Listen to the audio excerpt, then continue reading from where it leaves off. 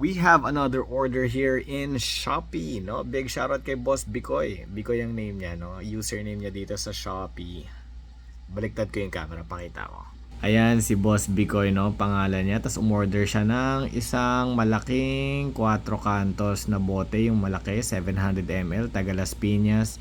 Boss Bikoy, bukas lang din maasikaso itong order ninyo. Boss, Lunes ngayon ng gabi.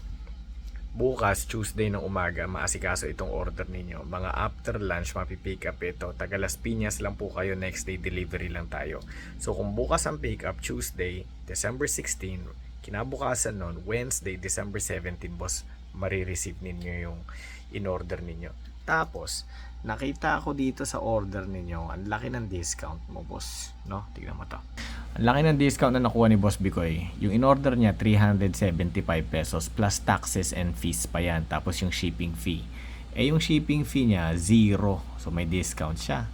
Tapos may discount pa siya na 66 pesos. Ang laki talaga ng discount ngayon sa Shopee. Ito na lang yan. Plus meron pa dito. So lalabas na ganyan, 375.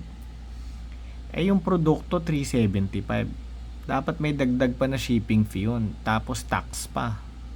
Eh dahil may discount siya, walang may charge sa kanya. No? Ayan. Nasa Shopee talaga ang discount ngayon. Ilang beses ko ito nasasabi, mas babad ako sa TikTok Shop. Pero dito, nasa Shopee. Nakaraan, puro TikTok Shop ang mas malaking discount. No? Ngayon, sa Shopee.